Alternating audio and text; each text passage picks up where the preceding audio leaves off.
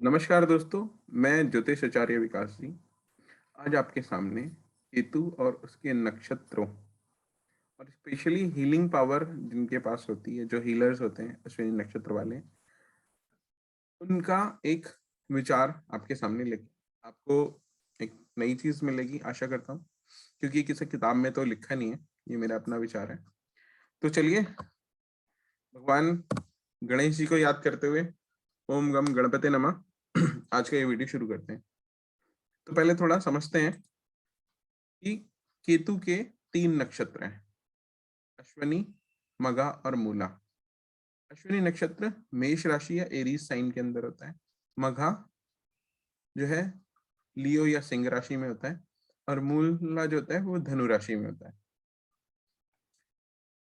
Aries sign काल पुरुष कुंडली में जो है वो मतलब मेष राशि जो है वो सर को डिनोट करती है, सर पे स्थित होती है। धनु जो होती है वो जांघ को डिनोट करती है, लेकिन मूला नक्षत्र जो होता है हमारी नाभि को दिखाता है कालपुरुष कुंडली को।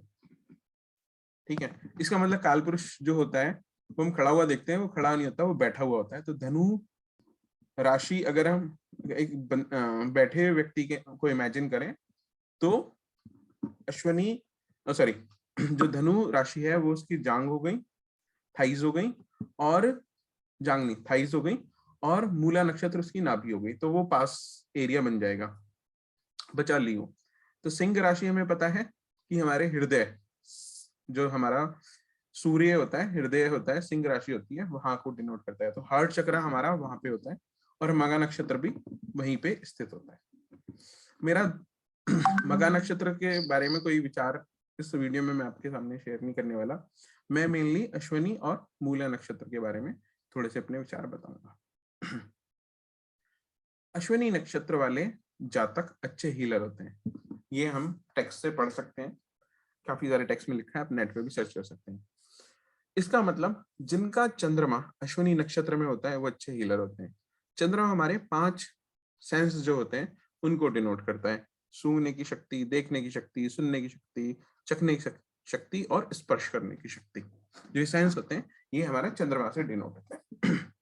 अब अश्विनी नक्षत्र जो है वो केतु का नक्षत्र है। केतु जो होता है पतली लंबी चीज, एंटीना, और हमारे सिर पे जो चोटी होती है वो भी केतु से ही डिनोट होती है।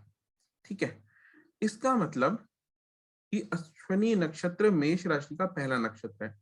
तो हम अगर कालपुरुष कुंडली में अश्विनी नक्षत्र को देखना चाहेंगे तो इसका मतलब जहां पे चोटी होती है, सर जहां से शुरू होती है, बॉडी स्टार्ट होती है, वहां पे स्थित होता है। चंद्रमा उस राशि में होने पे, उस नक्षत्र में होने पे क्या होगा कि रिसिप्ट जो ग्रहण करने की शक्ति है, रिसेप्शन पावर है, वो बहुत बढ़ जाएगी। आपके 5 सेंसों से आप रिसीव कर सकते हो और 5 सेंसों से आप वो दे सकते हो। नहीं, चंद्रमा हमारा मन का कारक होता है और इस संसार में, इस भौतिक संसार में इंटरेक्शन का भी कारक है।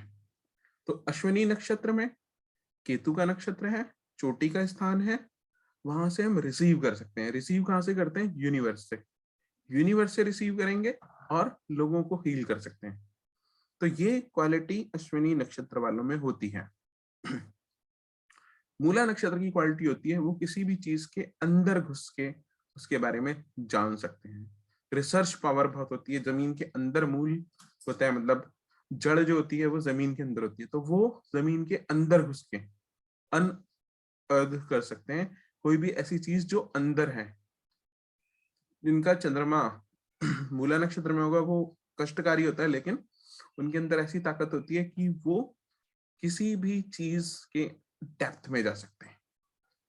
ठीक है, अब एक इंटरेस्टिंग चीज वो ये कि अगर अश्विनी नक्षत्र में केतु आ जाए तो क्या होगा। इसका मतलब आपके राउटर में एंटीनास लग गए एक्स्ट्रा, तो उसकी पावर बढ़ गई, या आपके सेटअप बॉक्स में को डबल पावर, ट्रिपल पावर मिल गई, क्योंकि केतु 3 को भी डिनोट करते हैं। तो आपके जो एंटीना है, 3 एंटीना लग गए आपके सेटअप बॉक्स में, आपके राउटर में, तो उसकी रिसीविंग पावर, या आपने अगर टीवी देखा होगा, पुराने टीवी तो उसमें एंटीना होता था, अब ये देखिए वो एडजस्ट करने के लिए मैं एंटीना घुमाना पड़ता था, रिसीव कर ले वो फ्रीक्वेंसी को, सॉरी वेव, हाँ फ्रीक्वेंसी सेट हो जाए और जो वेव्स हैं उनको रिसीव कर ले, सिग्नल से रिसीव हो जाए। तो अगर आपके पास बहुत बड़ा एंटीना है तो आपको एडजस्ट करने की जरूरत नहीं है और आप कहीं से भी पावर मिल जाएगी, सॉरी वो फ्रीक्वेंसी वेवलेंथ मिल जाएंगी, किरणें मिल जाएंगी तो आप रिसीव कर लेंगे।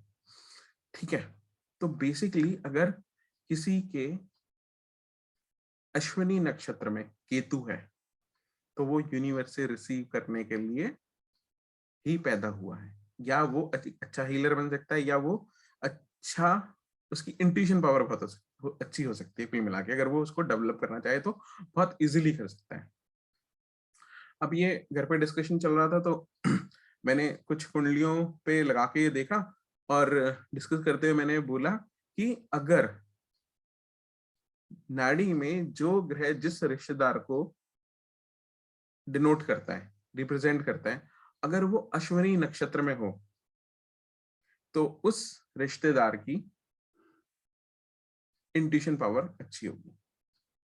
मैं ये तो नहीं कह सकता कि मेरी इंट्यूशन पावर अच्छी है, ये मैं किसी को कहता नहीं, लेकिन मेरी इंट्यूशन पावर अच्छी है क्योंकि मेरा केतु भी अश्विनी नक्षत्र में है। एक चीज। दूसरा, जब मैंने ये देखना शुरू किया तो मैंने अपने बच्चों की कुंडली में ये चीज चेक करी तो मैंने पाया कि मेरी दोनों बच्चों का जन्म 14 अप्रैल और 17 अप्रैल का है। तो अगर आप देखेंगे जिनका 14 अप्रैल का जन्म हो और जिनका 17 अप्रैल का जन्म हो, और क्योंकि उन बच्चों का पिता मैं हूं और पिता के लिए हम सूर्य को देखते हैं, तो इसका मतलब 14 अप्रैल और 17 अप्रैल को जो सूर्य की स्थिति होती है वो मेष राशि में होती है। तो 1 डिग्री का और 3 डिग्री का सूर्य होगा। अब 1 डिग्री का और 3 डिग्री के जो सूर्य होंगे वो कहाँ पे होंगे? वो होंगे अश्विनी नक्षत्र में। इसका मतलब मैं ये कह सकता हूं या कोई भी ये कह सकता है कि अगर किसी की कुंडली में कोई ग्रह अश्विनी नक्षत्र में हो, उस नक्षत्र से हम जिस रिश्तेदार को देखते हैं उसकी हीलिंग पावर और उसकी इंट्यूशन पावर अच्छी होगी। ये चीज मेरे बच्चों की जन्म पत्री में देख के कहा जा सकता है। कुछ जन्म पत्रियों में मैच नहीं करेगा, मैं जन्म पत्री तो रिवील नहीं कर सकता, लेकिन क्या कहते हैं, अगर राशि, जो केतु की राशि कौन सी राशि है? 12वीं राशि, उसमें अगर केतु हो, क्योंकि हम ये कहते हैं कि केतु जो होते हैं 12वीं राशि में मोक्ष कारक होते हैं या 12वें घर में। तो लेकिन मैं अगर काल पुरुष की बात करूं तो 12वीं राशि में केतु जो होते हैं मोक्ष दिलाते हैं। इसका मतलब वो यूनिवर्स में ले जा सकते हैं और यूनिवर्स से रिसीव भी कर सकते हैं। तो ऐसे लोग यूजुअली काफी ना परोपकारी होते हैं।